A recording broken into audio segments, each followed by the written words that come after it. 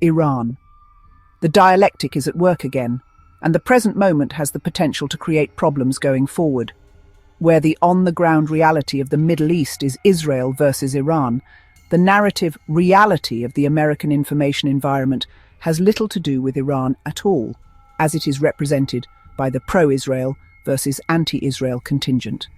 This is an important distinction, as the gap between the narrative environment and reality means that the reality of the situation is not being adequately addressed, and the narrative is causing people to take a position on Iran that has nothing to do with Iran at all, but only which side they take on Israel.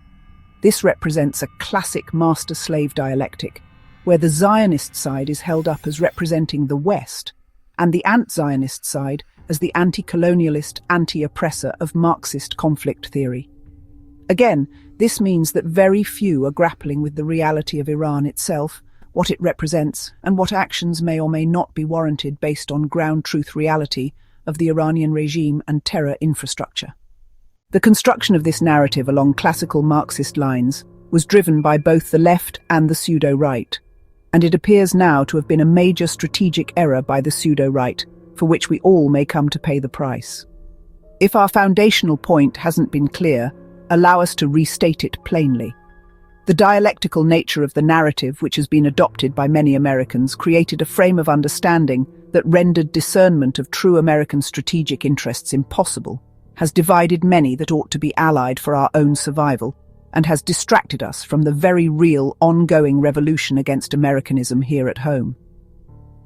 The collapse of the anti-Israel right, which is in quotes to represent the degree to which it was always astroturfed, not the least of which by checks from Qatar, opened up the space for the advance of the pro-Israel right.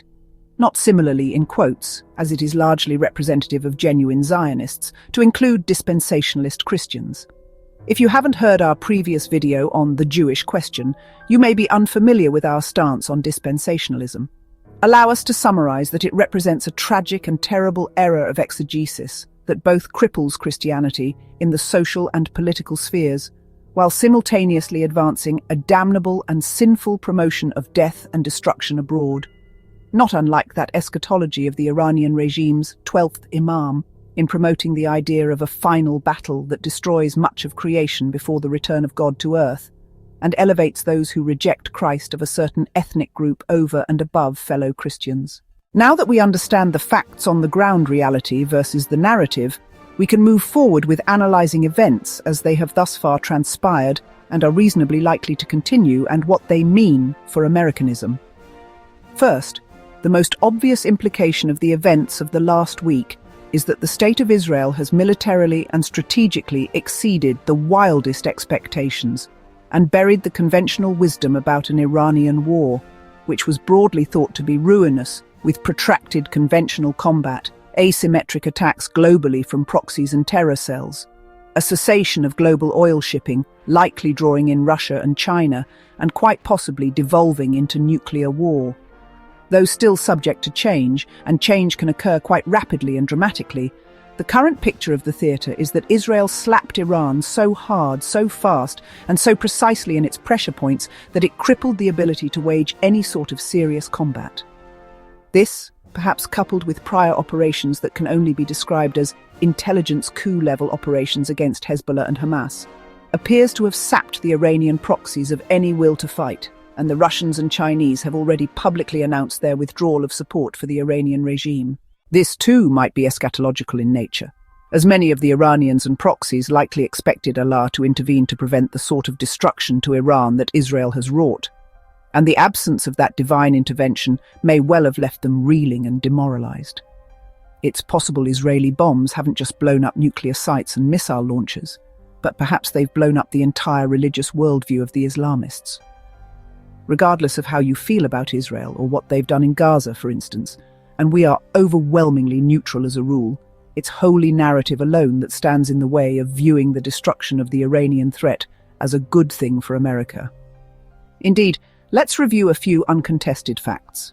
Iran may call Israel the little Satan, but it calls America the great Satan.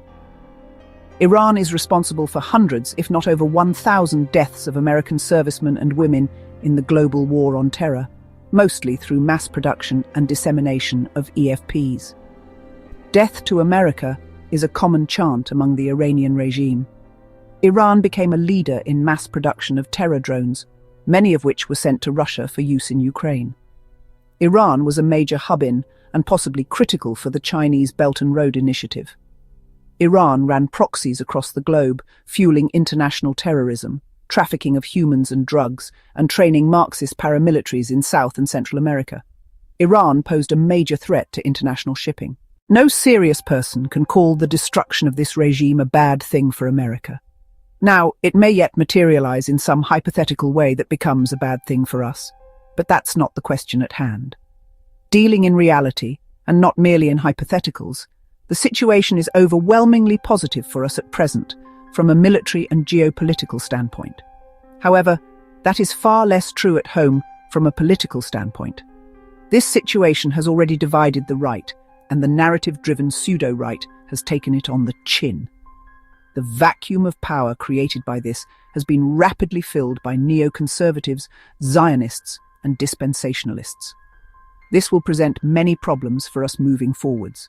As we previously suggested, the eschatology of the dispensationalists isn't that far removed from the eschatology of the Iranian regime. It is also similar in that it is participatory. With enough political power, the dispensationalists might, as they have done before, seek to bring about the prophecies they believe will lead to the second coming of Christ.